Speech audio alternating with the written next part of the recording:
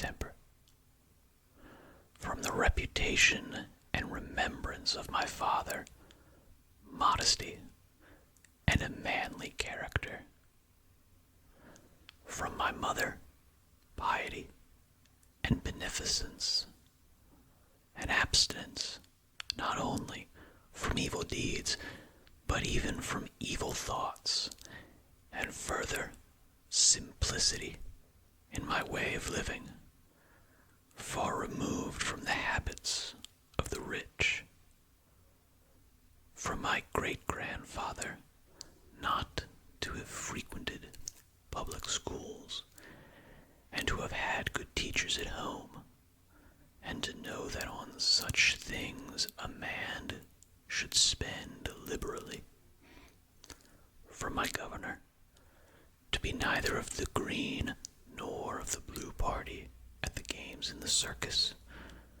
nor a partisan either of the Parmularius or the Scutarius at the gladiators' fights. From him, too, I learned endurance of labor, and to want little, and to work with my own hands, and not to meddle with other people's affairs,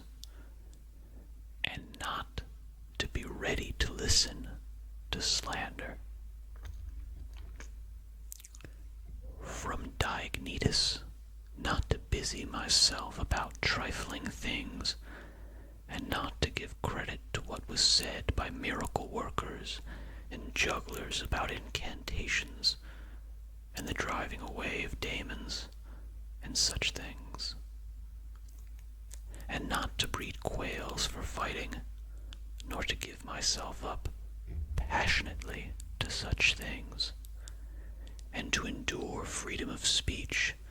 and to have become intimate with philosophy, and to have been a hearer, first of Bacchius, then of Tyndasus and Marcianus, and to have written dialogues in my youth, and to have desired a plank bed and skin, and whatever else of the kind belongs to the Grecian discipline. From Rusticus, I received the impression that my character required improvement and discipline, and from him I learned not to be led astray to sophistic emulation, nor to writing on speculative matters, nor to delivering little hortatory orations, nor to showing myself off as a man who practices much discipline, or does benevolent acts in order to make a display, and to abstain from rhetoric and poetry and fine writing, and not to walk about in the house in my outdoor dress, nor to do other things of the kind, and to write my letters with simplicity, like the letter which Rusticus wrote from Sinuessa to my mother, and with respect to those who have offended me by words or done me wrong, to be easily disposed, to be pacified and reconciled, as soon as they have shown a readiness to be reconciled, and to read carefully, and not to be satisfied with a superficial understanding of a book, nor hastily to give my assent to those who talk overmuch. And I am indebted to him for being acquainted with the discourses of Epictetus, which he communicated to me out of his own collection.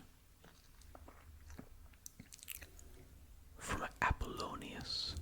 I learned freedom of will and undeviating steadiness of purpose, and to look to nothing else, not even for a moment, except to reason, and to be always the same in sharp pains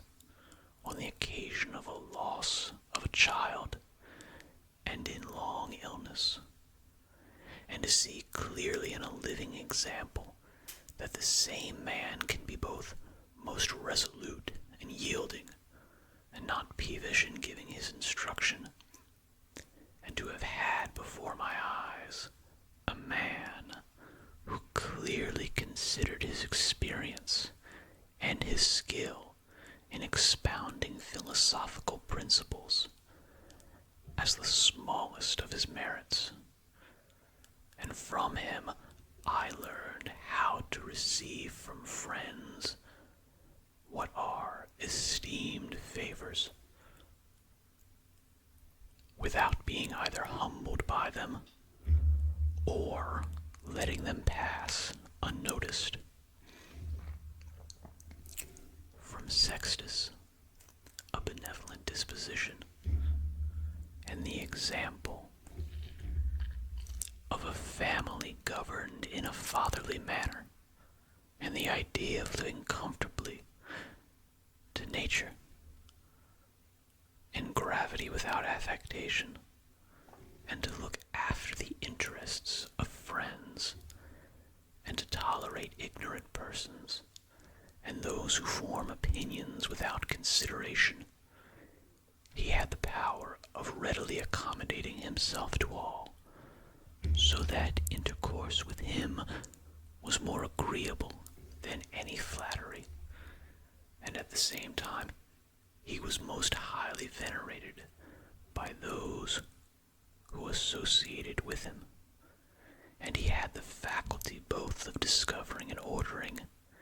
in an intelligent and methodical way, the principles necessary for life, and he never showed anger or any other passion, but was entirely free from passion,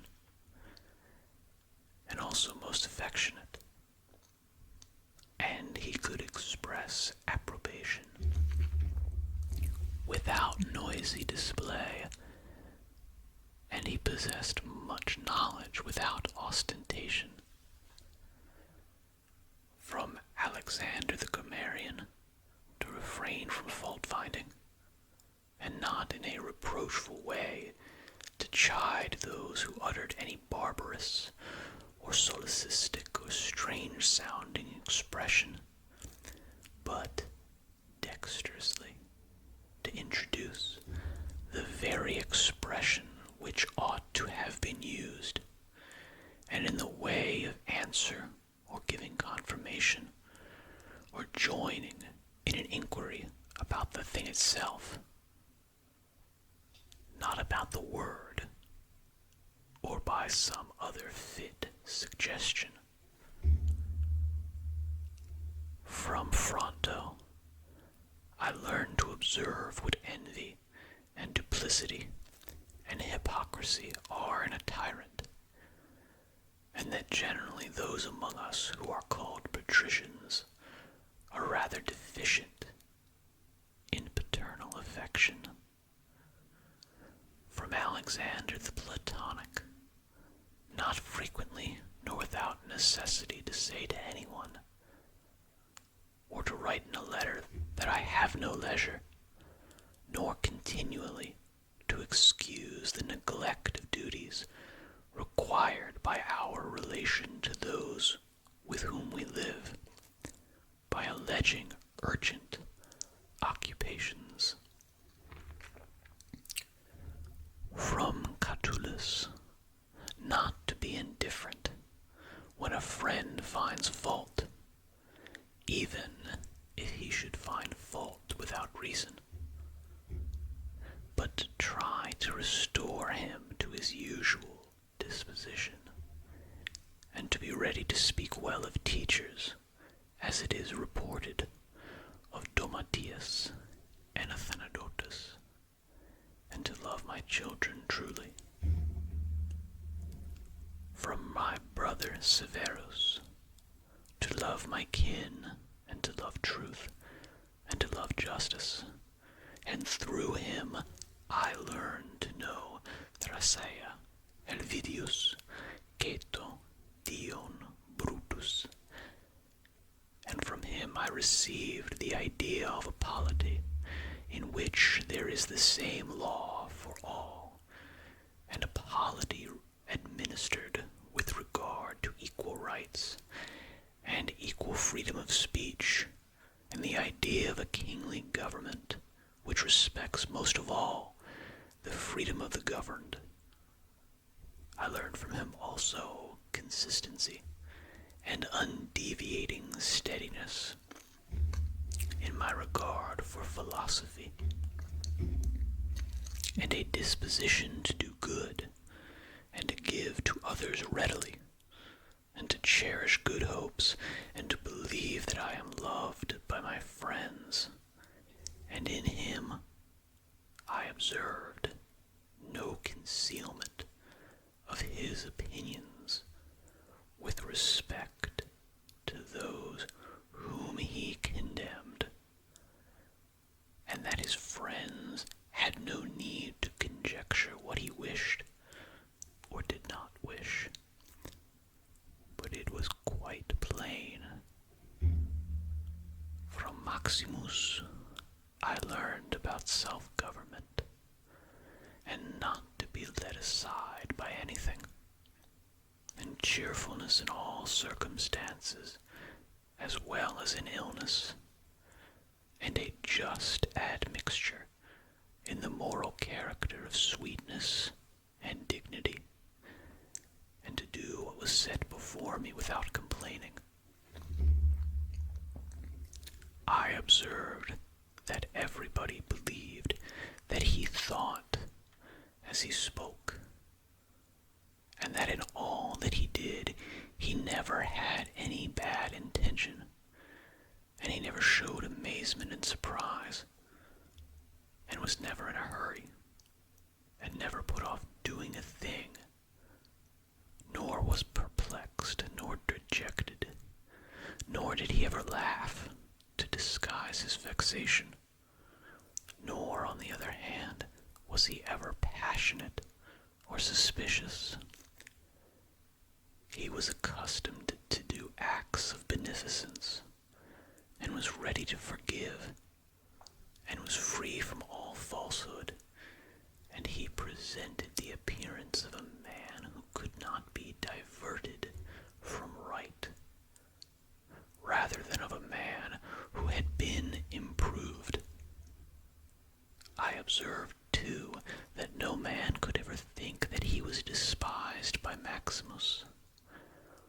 or ever venture to think himself a better man. He had also the art of being humorous in an agreeable way. In my father, I observed mildness of temper, and unchangeable resolution in the things which he had determined after due deliberation, and no vain glory in those things which men call honors, and a love of labor and perseverance, and a readiness to listen to those who had anything to propose for the common weal, and undeviating firmness in giving to every man according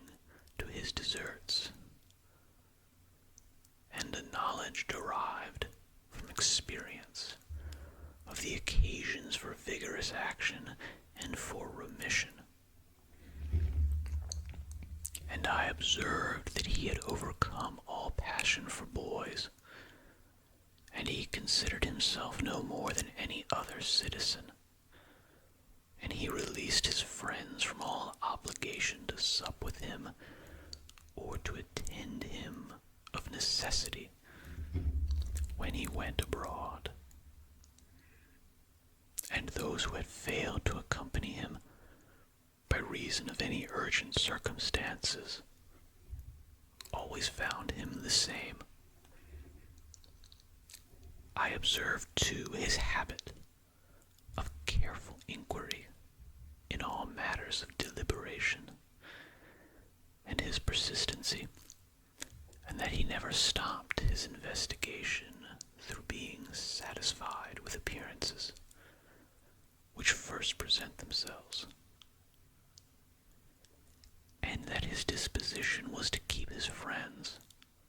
and not to be soon tired of them,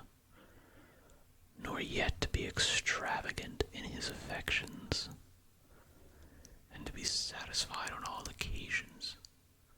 and cheerful, and to foresee things a long way off, and to provide for the smallest without display, and to check immediately popular applause and all flattery, and to be ever watchful over the things which were necessary for the administration of the empire, and to be a good manager of the expenditure, and patiently to endure the blame which he got for such conduct. And he was neither superstitious with respect to the gods, nor did he court men by gifts, or by trying to please them, or by flattering the populace. But he showed sobriety in all things, and firmness, and never any mean thoughts or action, nor love of novelty. And the things which conduce in any way to the commodity of life, and of which fortune gives an abundant supply, he used without arrogance and without excusing himself, so that when he had them, he enjoyed them without affectation, and when he had them not, he did not want them. No one could ever say of him that he was either a sophist or a homebred, flippant slave, or a pedant. But everyone acknowledged him to be a man ripe, perfect, above flattery, able to manage his own and other men's affairs. Besides this, he honored those who were true philosophers, and he did not reproach those who pretended to be philosophers, nor yet was he easily led by them. He was also easy in conversation, and he made himself agreeable without any offensive affectation. He took a reasonable care of his body's health, not as one who was greatly attached to life, nor out of regard to personal appearance, nor yet in a careless way, but so that, through his own attention, he very seldom stood in need of the physician's art, or of medicine, or external applications. He was most ready to give way, without envy, to those who possessed any particular faculty, such as that of eloquence or knowledge of the law, or of morals, or of anything else. And he gave them his help, that he might enjoy reputation according to his deserts. And he always acted conformably to the institutions of his country, without showing any affectation of doing so. Further, he was not fond of change, nor unsteady, but he loved to stay in the same places, and to employ himself about the same things. And after his paroxysms of headache, he came immediately fresh and vigorous to his usual occupations. His secrets were not but very few and very rare, and these only about public matters, and he showed prudence and economy in the exhibition of the public spectacles and the construction of public buildings.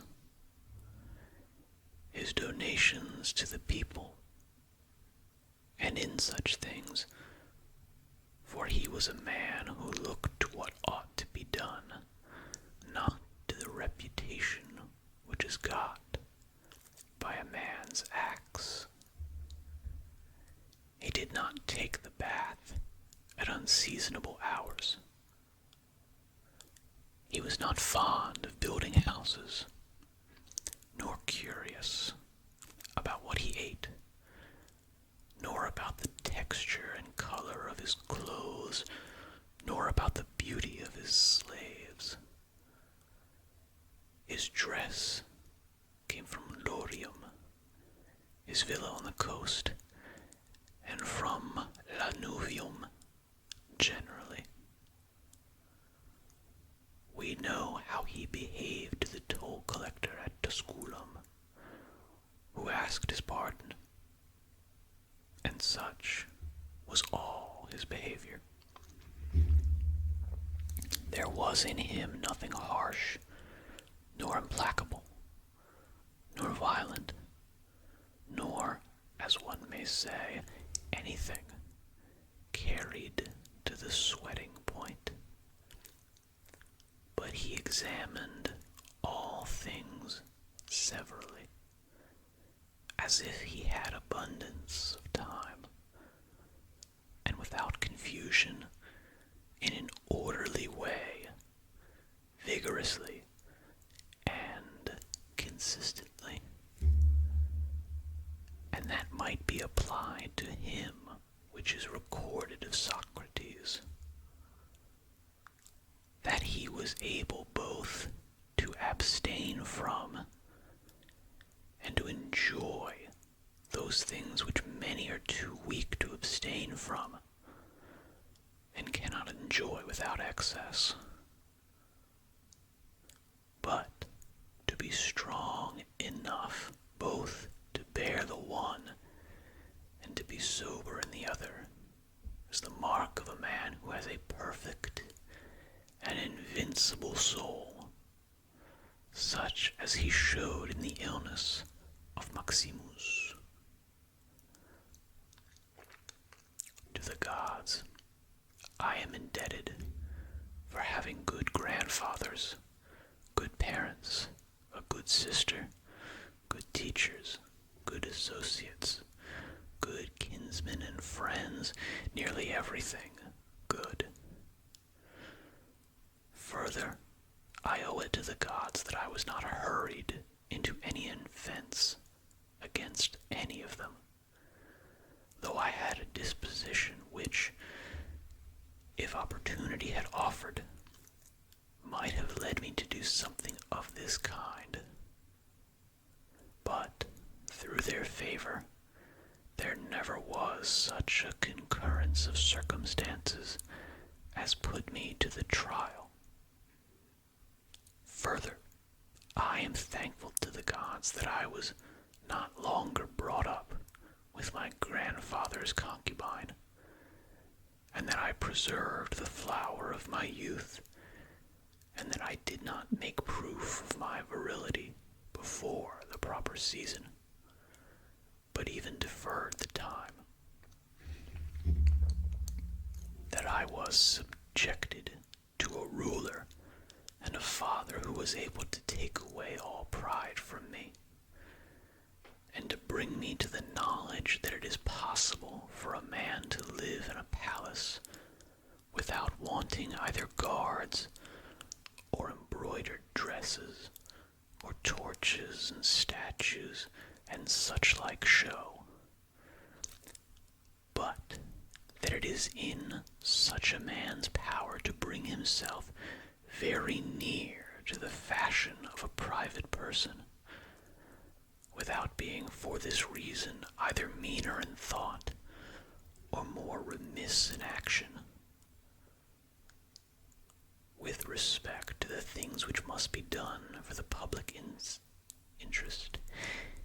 in a manner that befits a ruler. I thank the gods for giving me such a brother, who was able by his moral character to rouse me to vigilance over myself, and and who at the same time pleased me by his respect and affection, that my children have not been stupid nor deformed in body, that I did not make more proficiency in rhetoric, poetry, and the other studies, in which I should perhaps have been completely engaged if I had seen that I was making progress in them, that I made haste to place those who brought me up in the station of honor, which they seemed to desire, without putting them off with hope of my doing it some time after, because they were then still young, that I knew Apollonius, Rusticus, Maximus, that I received clear and frequent impressions about living according to nature, and what kind of a life that is, so that, so far as depended on the gods and their gifts and help and inspirations, nothing hindered me from forthwith living according to nature, though I still fall short of it through my own fault, and through not observing the admonitions of the gods, and I may almost say their direct instructions, that my body has held out so long in such a kind of life that I never touched either Benedicta or Theodotus, and that after having fallen into amatory passions, I was cured. And though I was often out of humor with Rusticus, I never did anything of which I had occasion to repent, and that though it was my mother's fate to die young, she spent the last years of her life with me, that whenever I wished to help any man in his need, or on any other occasion, I was never told that I had not the means of doing it, and that to myself the same necessity never happened, to receive anything from another, that I have such a wife, so obedient and so affectionate and so simple, that I had abundance of good masters for my children,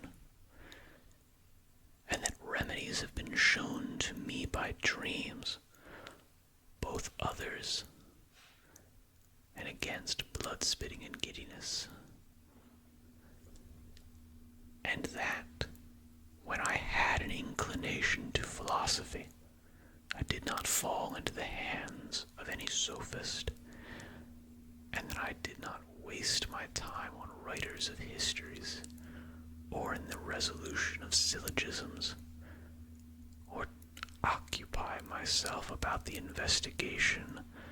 of appearances in the heavens. For all these things require the help of the gods